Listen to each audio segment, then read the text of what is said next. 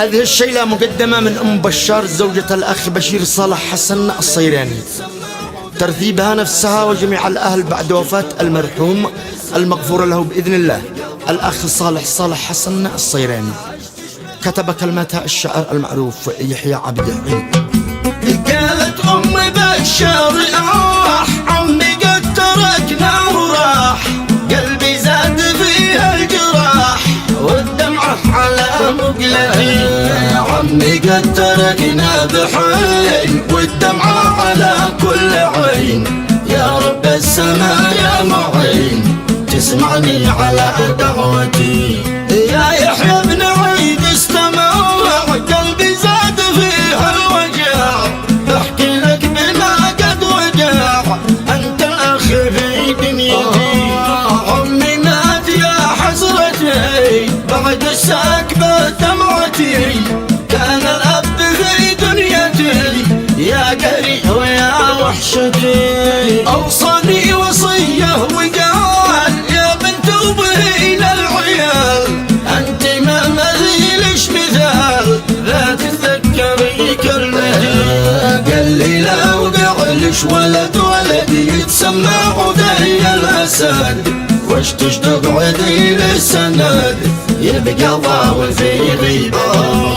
عشتش بالوفاة وعداي لو قصرت في مرقدي، ابني تسمي عدي أبصيتش على جزعتي. وانا قلت ابشر تمام يا عمي سمعت الكلام، انت الاب وانت المكان في امرك ولك طاعتي. عمي كان نور المكان في قلب جميع الحنان، في قربه عرفنا الامان لكن مات يا وحشتي.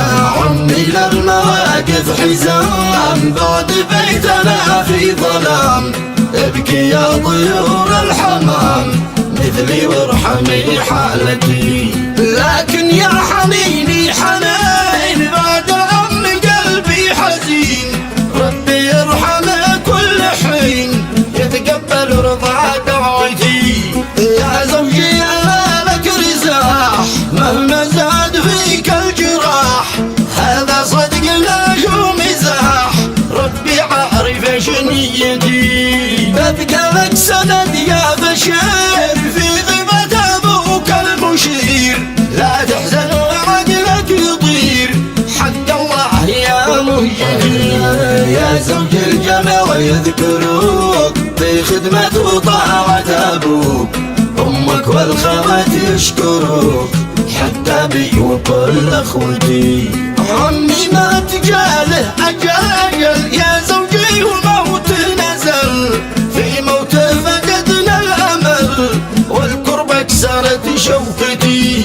باقي عمتي ربنا يحفظها وهي امنا، احنا ما زهدش كلنا يغبرلش على وقفتي. يا عمه انا لش سند مهما دمعتش كالبرد، لكن حكم رب الصمد شل الجيد يا عمتي. انت والبنات في العيون لو اتعب عليك ريون، من اجل الوجع والشجون يرحل من وسط دنيتي.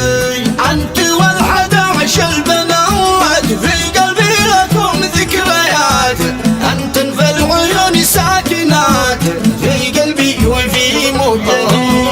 لو بس تكسروا بنت عيد كم ذقت وجع الشديد، لكن ربنا هو الوحيد خارجني على نيتي. والحزن الذي شلني موت عمي قد هدني، يا دمعي كفى تحزني يا قدري ويا حسرتي. في موت بكينا الجميع جميع كل سار بعد وجيع، يا رب السماء يا سميع تعطي الصبر في عمتي. شملا في غيابك طفى